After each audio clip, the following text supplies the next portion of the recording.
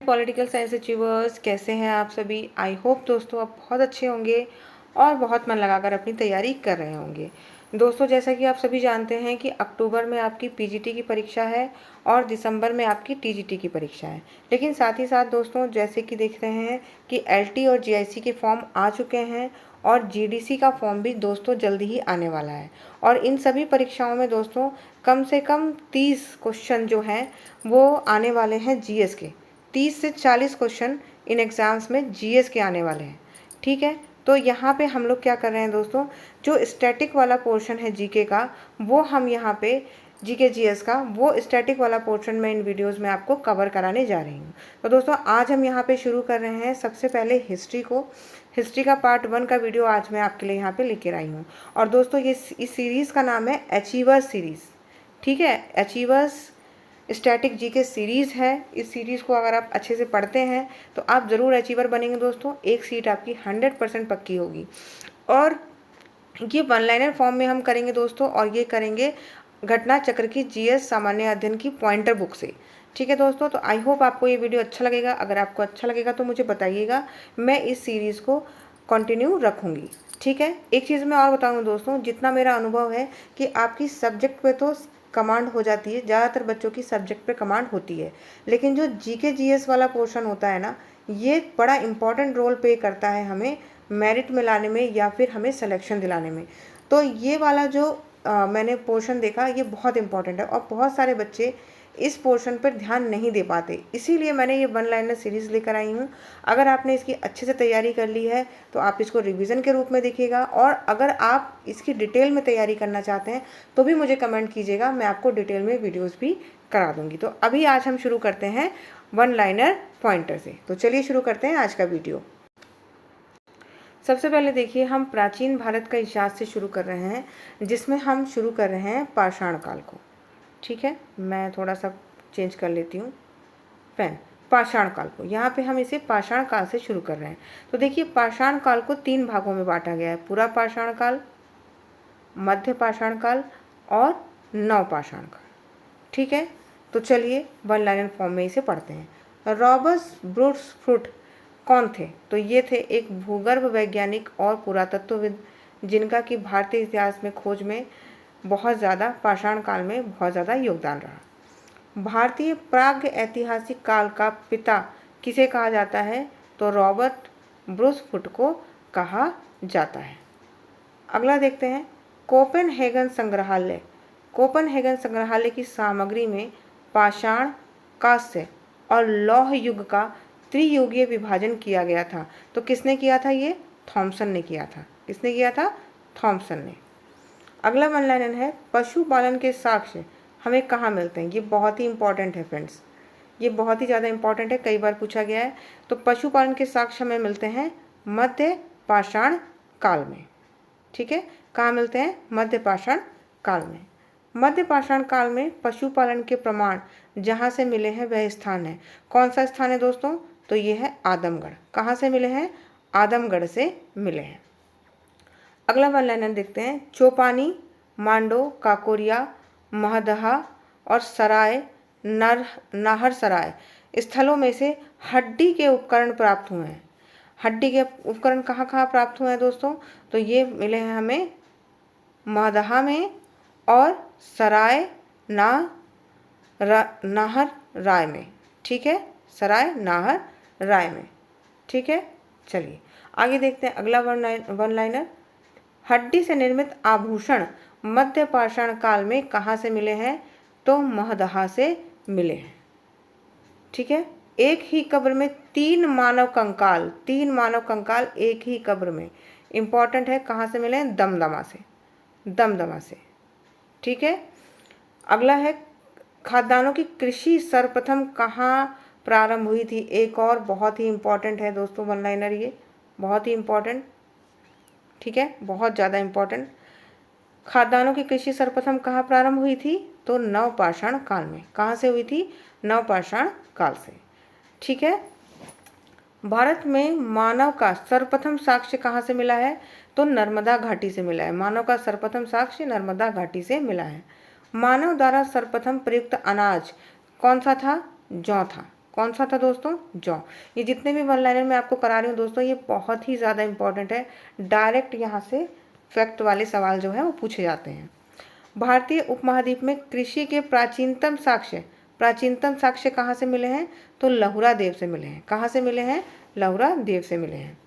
पूरा पाषाण युग, नव पाषाण युग, ताम्र पाषाण युग और लौह युग में से चालकोलिथिक युग किसे कहा जाता है? तो चालकोलिथिक युग कहा जाता है दोस्तों ताम्र पाषाण युग को। ठीक है। आमरी, मेहरगढ़, कोटदीजी, कालीबंगा में से वह पुरातत्व स्थान कौन सा है जहाँ से पाषाण संस्कृति से लेकर हड़प्पा संस्कृति तक के सांस्कृतिक अवशेष मिले हैं? ठीक है, पाषाण संस्कृति के भी मिले हैं और हड़प्पा संस्कृति के भी मिले हैं। वो कौन सी जगह है? वो है मेहरगढ़। ठीक है, चलिए आगे बढ़ते हैं। भारत में पशुपालन और कृषि के प्राचीनतम साक्ष्य कहाँ से मिले हैं? तो ये मिले हैं लहुरा देव और उसके बाद मेहरगढ़ से। ठीक है, अगर ये दोनों में से जो भी नाम हो, मेहरगढ़ हो तो मेहरगढ़ लगाइएगा, नहीं तो लहुरागढ़ लगाइएगा। नवदा टोली का उत्खनन किसने करवाया था? तो HD सांकलिया ने करवाया था। नवदा टोली कहाँ है? तो नवदा टोली कहाँ है दोस्तों? तो ये MP यानी कि मध्य प्रदेश में है। वृहद पाषाण स्मारकों की पहचान कहाँ की गई है? ये की गई है मृतकों को दफनाने के स्थान के रूप में।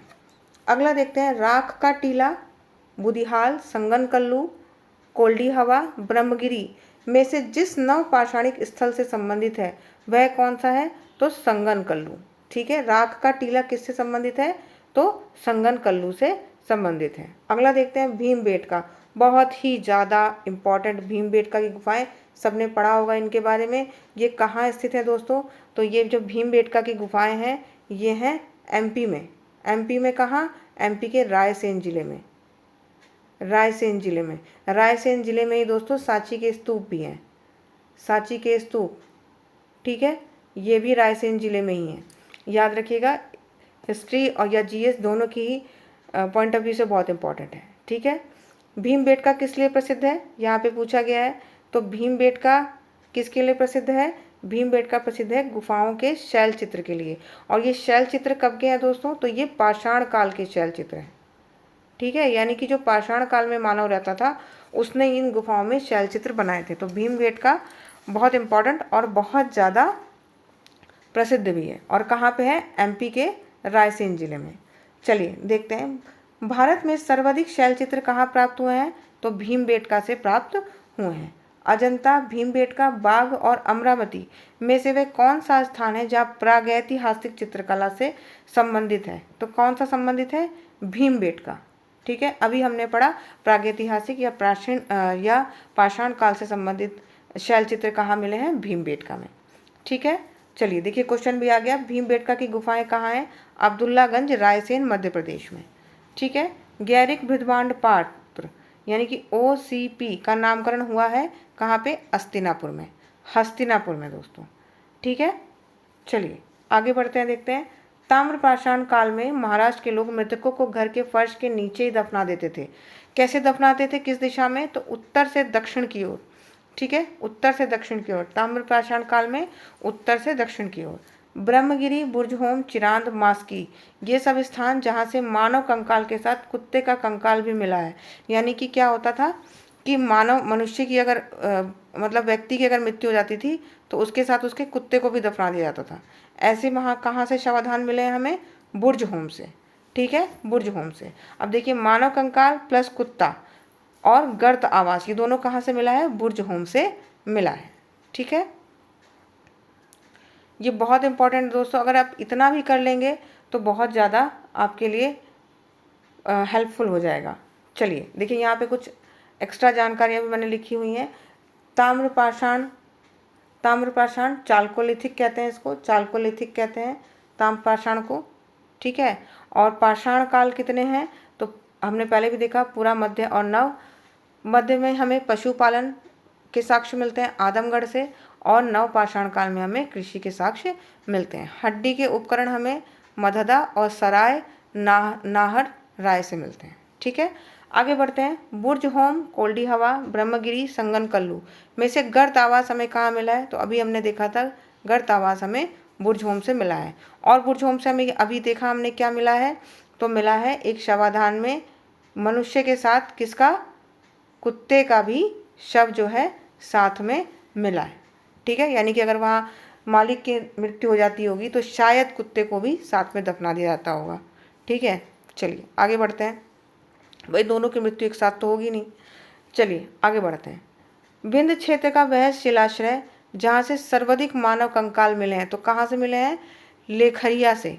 लेखैया बहुत इंपॉर्टेंट है, लेखैया, लेखैया से मिले हैं। अगला बनाने देखते हैं। भारतीय पुरातत्व सर्वेक्षण संस्कृति, पर्यटन, विज्ञान और प्रौद्योगिकी तथा मानव संसाधन विकास विभागों मंत्रालयों में से संलग्न कार्यालय कौन सा है, तो यह है संस्कृति मंत्रालय।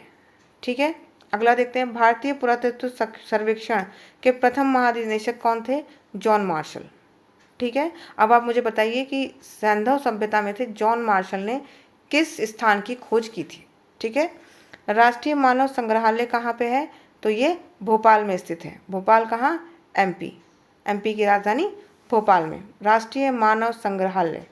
ठीक है, चलिए आगे बढ़ते हैं। और अब हमारा दूसरा शुरू होता है, दूसरा अगला अध्याय, जिसमें सैंधव सभ्यता और संस्कृति के बारे में हम जानेंगे।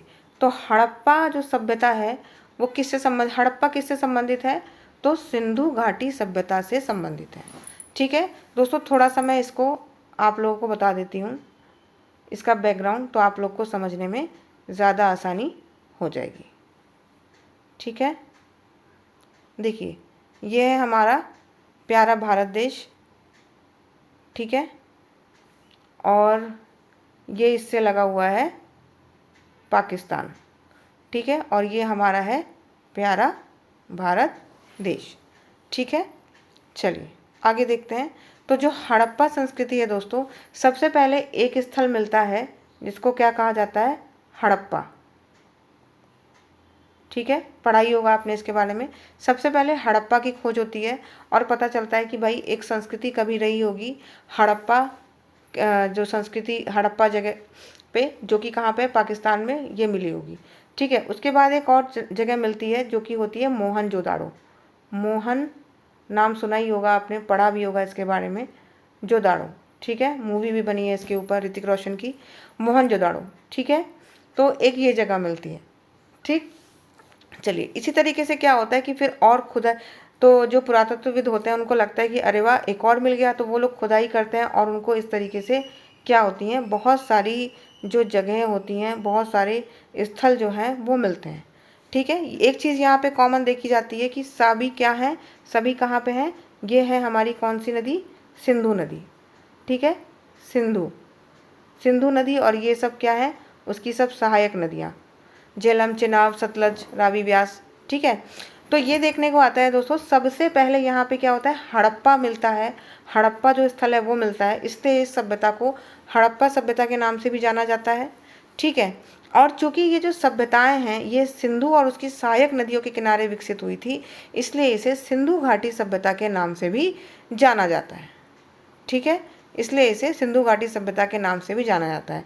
और आप कहेंगे कि मैम आपने बाकी पूरे प्यारे भारत का नक्शा क्यों नहीं बनाया, तो मैंने इसलिए नहीं बनाया क्योंकि ये जो सभ्यता है हमें लगभग इसी रीजन में देखने को मिलती है। ठीक है, अब आप मुझे बताएंगे,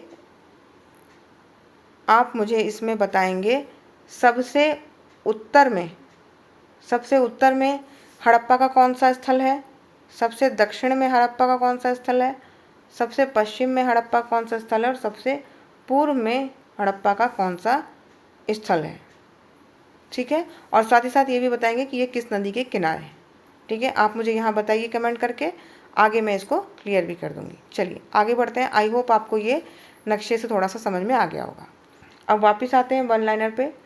तो हड़प्पा किससे संबंधित है, आपको समझ में आ ही गया होगा। तो ये संबंधित है सिंधु घाटी सभ्यता से। सिंधु सभ्यता किससे संबंधित है, आद्य ऐतिहासिक युग से, आद्य ऐतिहासिक युग से। दोस्तों हमने जब इतिहास के बारे में पढ़ना शुरू करते हैं तो देखिए यहाँ पे हम 3 कालों के बारे में पढ़ते हैं। ठीक है, एक पढ़ते हैं पाषाण, ठीक है, एक हम ये आद्य ऐतिहासिक पढ़ते हैं, आद्य ऐतिहासिक वाला, और तीसरा हम पढ़ते हैं ऐतिहासिक। ठीक है, तो ये पाषाण वाला जो काल है दोस्तों, इसकी ना तो हमें कोई लिपि मिली है, ना हमें, जब लिपि नहीं मिली है बहुत ज़्यादा कुछ, तो हमें उसे पढ़ने की ज़रूरत ही नहीं है। ऐसा माना जाता है कि यहाँ पे बहुत ज़्यादा कुछ नहीं होता था, बस प्राचीन मानव ने सिर्फ शैल चित्र बनाया, जिनका अभी हमने भीमबेटका में जिक्र किया था। ठीक है, अब आता है आद्य ऐतिहासिक युग। आद्य ऐतिहासिक युग में क्या है दोस्तों, तो यहाँ पे हमें लिपि तो मिली है, आद्य ऐतिहासिक में हमें लिपि तो मिली है, लेकिन हम उसे अभी तक भी पढ़ने में सक्षम नहीं हो पाए हैं, इसलिए इसको आद्य ऐतिहासिक युग कहा गया है। लिपि मिली है, लिखावटें मिली है, सब कुछ मिला है, लेकिन हम उसे अभी तक पढ़ नहीं पाए हैं। और ऐतिहासिक युग वो वाला युग है जिसे हमें लिपि भी मिली है और जिसे हम पूरी तरीके से पढ़ भी पाए। ठीक है, तो हम सिंधु सभ्यता को किस में रखते हैं दोस्तों, तो सिंधु सभ्यता को हम रखते हैं इस वाले में, आद्य ऐतिहासिक वाले में, क्योंकि हमें इनकी लिपि तो मिली है लेकिन हम इसे अभी तक पढ़ नहीं पाए। ठीक है, चलिए अब इसकी खुदाई से बहुत सारी चीज़ें सामने आई हैं और उसी के वन लाइनर क्वेश्चन हैं, यहाँ पे देख लेते हैं क्या क्या है। तो अगला वन लाइनर है, सिंधु घाटी सभ्यता गैर आर्य थी क्योंकि वह कैसी सभ्यता थी, वह एक नगरीय सभ्यता थी। बहुत ज़्यादा पूछा जाता है नगरीय सभ्यता थी या ग्रामीण, तो ये नगरीय सभ्यता थी।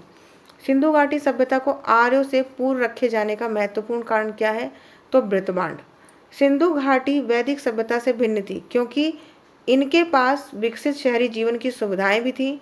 इनके पास चित्रलेखनीय लिपि जिसको इंग्लिश में पिक्टोग्राफी कहा जाता है, पिक्टोग्राफी।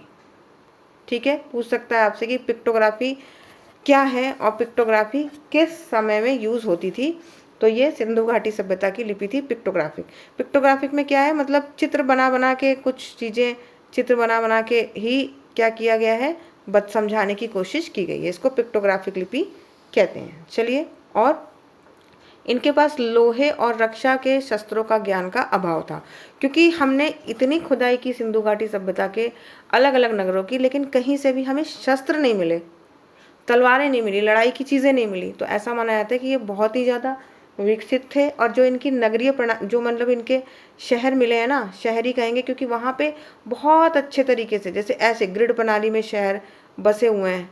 ठीक है, ऐसे नहीं, आज भी क्या होता है हमारे, ऐसे क्या होता है आज भी शहर बसाते हैं, काट दिया बस, किस तरीके से बन गया, कहीं कुछ है, कहीं सड़क है, कहीं नहीं है, कहीं छोटी सी गली है, तो वहाँ पे ऐसा नहीं था, प्रॉपर सड़कें, प्रॉपर पानी निकासी की व्यवस्था और एक सलीके से बने हुए घर।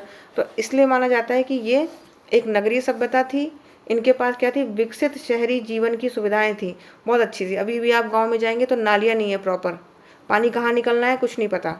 ठीक है, लेकिन सोचिए उनके पास ये व्यवस्था थी, उनके पास पूरी ढकी हुई नालियाँ भी, कई जगह से हमें क्या हुई है, ढकी हुई नालियाँ मिली कि प्रॉपर अच्छे से पानी जा रहा है अंदर अंदर। ठीक है, अभी भी कई जगह जाइए तो आपको हमारे यहाँ खुली नालियाँ मिलेंगी, लेकिन वहाँ पे ढकी हुई नालियाँ थी, तो विकसित माना गया उनको। और चित्रलेखीय लिपि थी उनके पास, लोहे का और शस्त्रों का ज्ञान नहीं था उनके पास, ये नहीं था उनके पास, लोहे का उनको नहीं पता था, शस्त्र नहीं थे। ठीक है, चलिए आगे बढ़ते हैं।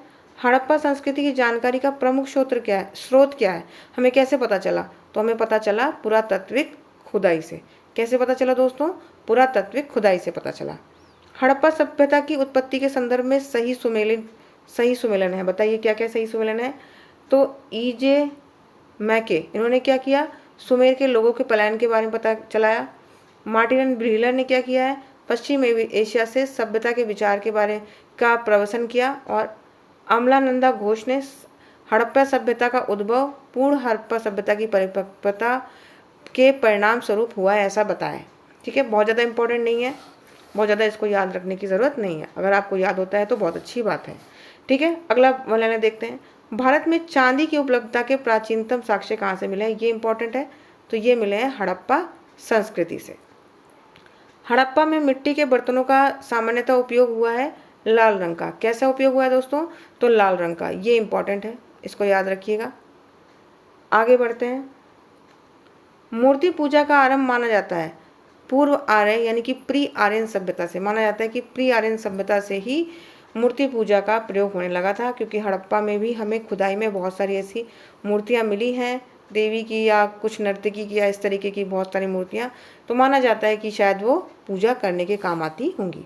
चलिए देखिए अगला वन लाइनर है, गाय, हाथी, गैंडा, बाघ पशुओं में से वह जिसका हड़प्पा संस्कृति में पाई गई टेराकोटा कलाकृति में निरूपण किया गया नहीं है। ठीक है, इन पशुओं में से किसका टेराकोटा कलाकृति से निरूपण नहीं हुआ है? तो गाय का। ठीक है, गाय का इसमें नहीं हुआ है। अगला देखते हैं, प्राचीन स्थल बताना है और वहाँ से क्या मिला है वो देखना है। तो लोथल से क्या मिला है? गोदीबाड़ा। ये बहुत ही इंपॉर्टेंट है दोस्तों, इसको आप अच्छे से याद कर लीजिएगा। और भी मैं आपको दे दूंगी, इसमें आप अच्छे से याद कर लीजिएगा कि कहाँ से क्या मिला है। कालीबंगा, जुता हुआ खेत। चलिए आगे बढ़ते हैं, धौलावीरा से क्या मिला है? तो हड़प्पन लिपि के बड़े आकार के 10 चिन्हों वाला एक शिलालेख मिला है। बनावली से क्या मिला है? पक्की मिट्टी की बनी हुई हल की प्रतिकृति मिली है। हल नहीं मिला है, हल की प्रतिकृति मिली है। ठीक है, आगे भी इसी तरीके के वन लाइनर है। देखिए हड़प्पा से, हड़प्पा किस नदी के किनारे था? बहुत ही ज़्यादा इंपॉर्टेंट दोस्तों, एक सवाल यहाँ से जरूर आता है, बहुत ही इंपॉर्टेंट है, कोई भी एग्जाम दीजिए हिस्ट्री में यहाँ से सवाल जरूर आता है। तो हड़प्पा किस नदी के किनारे है? रावी नदी के किनारे। इसको हरा, ह से हड़प्पा, रा से रावी, ऐसे याद कर सकते हैं, हरा। हस्तिनापुर गंगा नदी के किनारे। कहाँ पे मिला है? हस्तिनापुर गंगा नदी के किनारे। तो हस्तिनापुर का पुर और ग, पुरंग। ठीक है, थोड़ा सा फनी लग सकता है लेकिन क्या करें, याद करना है। नागार्जुन कोंडा कृष्णा नदी के किनारे, तो नाकरी। ठीक है, पैठन गोदावरी, बहुत इंपॉर्टेंट नहीं है। कालीबंगा घग्गर, बहुत इंपॉर्टेंट है, तो इसकी ट्रिक है काली घग्गर। ठीक है, ऐसे याद कर सकते हैं। घग्गर कैसी थी? काली थी। ठीक है, लोथल भोगवा नदी के किनारे। लोभो, इसका ट्रिक मैं यहाँ लिख देती हूँ, लोभो, ऐसे मैंने बनाया था खुद याद करने के लिए। सतलज, रोपड़ जो है सतलज नदी के किनारे, तो रोसत। ठीक है, इसी तरीके से कुछ फनी ट्रिक बना के याद करना पड़ता है दोस्तों, क्या करें, बहुत सारा है और याद करना भी ज़रूरी है। आगे देखते हैं, कौन सा स्थल जो है वो किस राज्य में है फिलहाल वर्तमान समय में। यहाँ से भी बहुत क्वेश्चन आता है, ये भी बहुत इंपॉर्टेंट है, तो इसको भी याद कर लीजिएगा अच्छे से। आलमगीरपुर उत्तर प्रदेश में। ठीक है, लोथल गुजरात, कालीबंगा राजस्थान, रोपड़ पंजाब, बनावली हरियाणा, दायमाबाद महाराष्ट्र, राखीगढ़ी हरियाणा, माडा जम्मू कश्मीर, सबसे उत्तरी। ठीक है, सबसे उत्तरी राखीगढ़ी हरियाणा, राखीगढ़ी हरियाणा। ठीक है, तो हरियाणा में 2 मिल गए हमें, बनावली और राखीगढ़ी। ठीक है, महाराष्ट्र में 1 मिल गया, दायमाबाद। एक और मिल गया हमें हरियाणा में, राखीगढ़ी। तो बनावली राखीगढ़ी, अच्छा राखीगढ़ी 2 बार आ गया, हरियाणा में मिल गया हमें। ठीक है, इस तरीके से आप इसको याद कर सकते हैं। रोपड़, रोपड़ पंजाब में मिल गया। रोपड़ पंजाब में ऐसे याद रखेंगे दोस्तों, पंजाब में रुपाई बहुत होती है, गेहूँ बहुत होता है ना वहाँ, तो रुपाई होती है। रुपाई कहाँ होगी? रोपड़, जहाँ पे ज़मीन ज़्यादा, जहाँ पे बहुत रुपाई होती है, कहाँ होती है? पंजाब में। ठीक है, कालीबंगा, कालीबंगा कहाँ है? राजस्थान में। लोथल गुजरात में। आलमगीरपुर उत्तर प्रदेश। ठीक है, इस तरीके से याद रखिएगा। आगे देखते हैं, ये भी बहुत इंपॉर्टेंट है दोस्तों, किसकी खोज किसने करी थी। तो सबसे पहले इंपॉर्टेंट है हड़प्पा, दयाराम साहनी ने। हस्तिनापुर बीबीलाल तक्षशिला जॉन मार्शल, ये भी इंपॉर्टेंट है, जॉन मार्शल, इसको याद रखिएगा। कौशाम्बी मजूमदार, लोथल, लोथल इंपॉर्टेंट है, RS Rao, Surkotada JP Joshi, Dholavira important है, JP जोशी। ठीक है, इतने आप यहाँ से ज़रूर याद कर लीजिएगा, सारे याद हो जाए तो बहुत अच्छी बात है। चलिए, हड़प्पा संस्कृति में सिंध के अवस्थित स्थल हैं, तो मोहनजोदड़ो, चंदूहड़ो, जुडेरजोदड़ो, आमरी, कोटदीजी और अलीमुराद। ठीक है, चंदूहड़ों के खनन के निर्देश किसने दिया था? तो JH मैके ने दिया था। किसने दिया था? JH मैके ने। कालीबंगा, हड़प्पा, लोथल, आलमगीरपुर में सिंधु घाटी सभ्यता का वह स्थल जो पाकिस्तान में है, तो हड़प्पा बिल्कुल पाकिस्तान में है, मोहनजोदड़ो भी पाकिस्तान में है। ठीक है, रंगपुर, जहाँ हड़प्पा की समकालीन सभ्यता थी, वह कहाँ है? सौराष्ट्र गुजरात में। कहाँ है वो? सौराष्ट्र गुजरात में। ठीक है, दधेरी परवर्ती हड़प्पा स्थलीय पुरा स्थल है, पंजाब में। हड़प्पा, मोहनजोदड़ो, लोथल से सिंधु सभ्यता का वह स्थान जो भारत में स्थित है, तो लोथल गुजरात में। अगला वर्णन है, वह हड़प्पीय नगर जिसका प्रतिनिधित्व लोथल का पुरातत्व स्थल करता है, कहाँ स्थित है? भोगवा नदी पर। अभी हमने पढ़ा लोथल कहाँ स्थित है? भोगवा नदी के तट पर। सिंधु घाटी सभ्यता का पत्तन नगर कौन सा है? लोथल। और लोथल कहाँ है दोस्तों? गुजरात में। जी गुजरात। और किस नदी किनारे है? भोगवा नदी के किनारे। ठीक है। अगला वर्णन, कालीबंगा, रोपड़, पाटलिपुत्र, लोथल से वह जो सिंधु घाटी की सभ्यता से संबंधित नहीं है, कौन सा नहीं है? पाटलिपुत्र। पाटलिपुत्र सिंधु घाटी सभ्यता से संबंधित नहीं है, बल्कि महाजनपदों से है, जिनके बारे में हम आने वाले अध्यायों में पढ़ेंगे। ठीक है, चलिए आगे बढ़ते हैं। भारत का सबसे बड़ा हड़प्पन पुरास्थल, याद रखिएगा भारत का पूछ रहा है। ठीक है, सिंधु घाटी सभ्यता का नहीं पूछ रहा है, भारत का पूछ रहा है। सिंधु घाटी सभ्यता का पूछेगा तो बदल जाएगा। ठीक है, चलिए कौन सा है? राखीगढ़ी। सिंधु घाटी सभ्यता का सबसे बड़ा पूरा स्थल।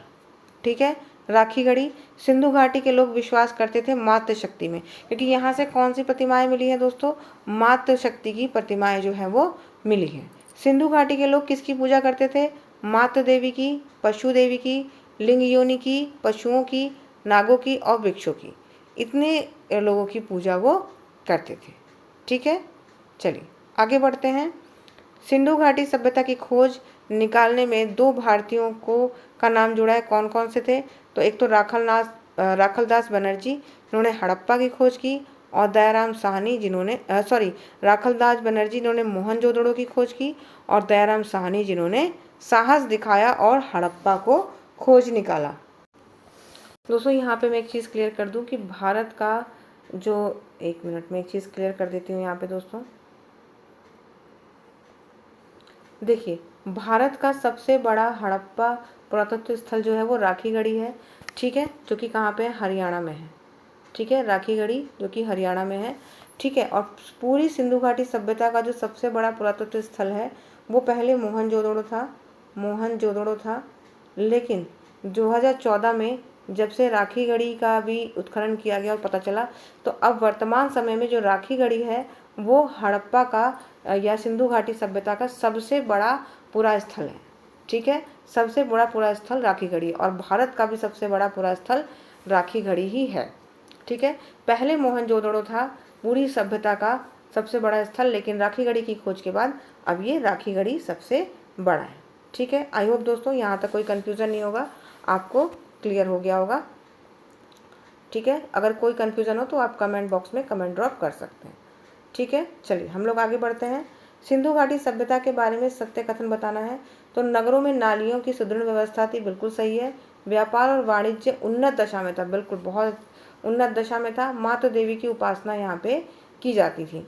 सिंधु घाटी सभ्यता किस नाम से जानी जाती है? अपने नगर नियोजन के लिए जानी जाती है, मोहनजोदड़ो और हड़प्पा के लिए जानी जाती है, क्योंकि हड़प्पा जो था वो सबसे पहले खोजा गया था, और मोहनजोदड़ो एक बहुत बड़ी साइट थी जो कि खोजी गई थी। ठीक है, अगला बनाने देखते हैं।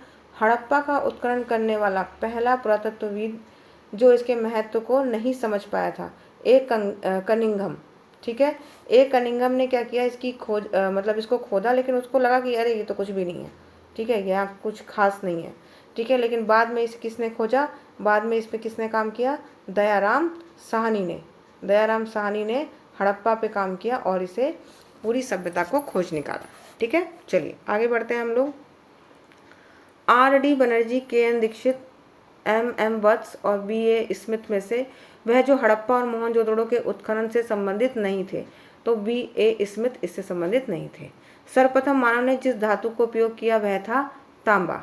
हाथी दांत का पैमाना हड़प्पीय संदर्भ में मिला है। कहाँ से मिला है? लोथल से मिला है। हड़प्पा कालीन स्थलों में अभी तक जिस धातु की प्राप्ति नहीं हुई है, किसकी नहीं हुई है? लोहा। हमने शुरुआत में ही पढ़ा कि लोहा की प्राप्ति यहाँ से नहीं हुई है।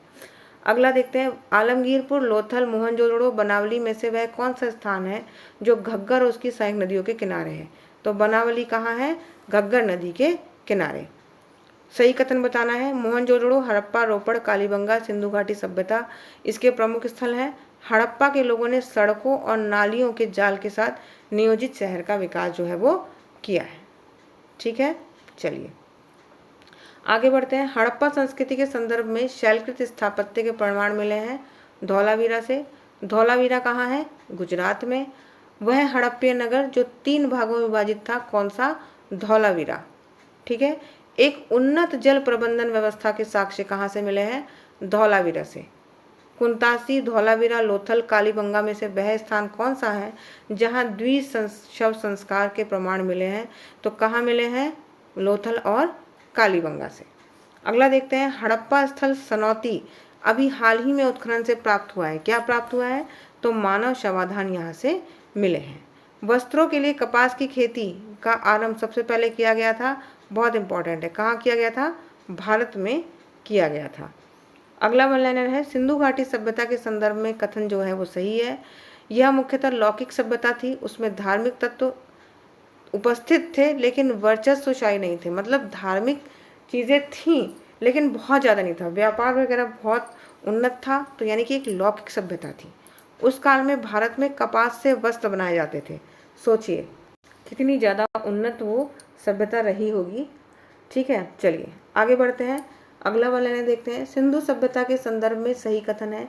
ये देवी और देवताओं दोनों की पूजा करते थे, बिल्कुल सही करते थे। सिंधु घाटी सभ्यता से संबंध वृषभ मुद्रा, वृषभ मतलब बैल, ठीक है, बैल जैसी मुद्रा हमें कहाँ से प्राप्त हुई है? तो मोहनजोदड़ो से प्राप्त हुई है, बहुत ज़्यादा। कुबड़ वाला बैल भी इसे कहा जाता है। कौन सा बैल? कुबड़ वाला बैल कहा जाता है। वह पशु जिसका अंकन हड़प्पा संस्कृति की मोहरों में नहीं मिलता। किसका नहीं मिलता? तो गाय, घोड़ा, ऊंट, इन सब का अंकन उसमें नहीं देखने को मिलता, बल्कि गाय की जगह क्या मिला है हमें? कुबड़ वाला बैल, वृषभ मुद्रा जिसको कहा गया है। अगला वन लाइनर है। जिस पशु के अवशेष सिंधु घाटी सभ्यता से प्राप्त नहीं हुए हैं वह कौन सा है? शेर। शेर के अवशेष सिंधु घाटी सभ्यता से नहीं मिले हैं। ठीक है, अगला देखते हैं। मृत पट्टिका पर उत्कीर्णित सिंह युक्त देवता। सिंह युक्त देवता मतलब एक मिट्टी की ऐसी पट्टिका यानी कि पट्टी मिली है जिस पर एक सींग वाले देवता, एक सींग वाले देवता मिला है। कहाँ से मिला है? तो ये मिला है कालीबंगा से। अगली है। वह सभ्यता जो नील नदी के तट पर पनपी। कौन सी सभ्यता नील नदी के तट पर पनपी है? तो वह मिस्र की सभ्यता। अगला है। माया, एजटेक, मुइस्का, इंका सभ्यताओं का उत्तर से दक्षिण का क्रम क्या है? तो उत्तर से ये हमारा नॉर्थ हो गया, ये हमारा साउथ हो गया। तो सबसे पहले लगाएं तो इंकटेक, फिर माया सभ्यता, फिर माया लिख देते हैं इसको पूरा, फिर मुइस्का सभ्यता और फिर इंका सभ्यता। ठीक है, इस तरीके से इनका क्रम रहेगा। आज की क्लास का लास्ट वाला देखते हैं। लेखन कला की उचित प्रणाली विकसित करने वाली सर्वप्रथम प्राचीन सभ्यता कौन सी थी? तो ये थी सुमेरिया सभ्यता। ठीक है दोस्तों, आई होप दोस्तों कि आपको ये क्लास हेल्पफुल लगेगी। देखिए आप सारी किताबें नहीं खरीद सकते, हर बच्चा नहीं इतनी महंगी महंगी बहुत सारी किताबें खरीद सकता, इसीलिए मैं ये लेकर आई हूँ क्लास। अगर आपको अच्छी लग रही है ऑनलाइन क्लास दोस्तों तो मुझे कमेंट बॉक्स में ज़रूर बताइएगा। अगर आपको अच्छी लगेगी, आप पॉजिटिव रिस्पॉन्स करेंगे तो मैं इस क्लास को आगे तक लेके जाऊंगी। जैसा आप लोग को ठीक लगेगा वैसा आप मुझे कमेंट बॉक्स में ज़रूर बताइएगा। तो आई होप दोस्तों ये क्लास आपके लिए हेल्पफुल रहेगी। मैं मिलूंगी आपसे इसके नेक्स्ट पार्ट में। तब तक के लिए आप मन लगाकर अपनी तैयारी करते रहिए दोस्तों। All the very best.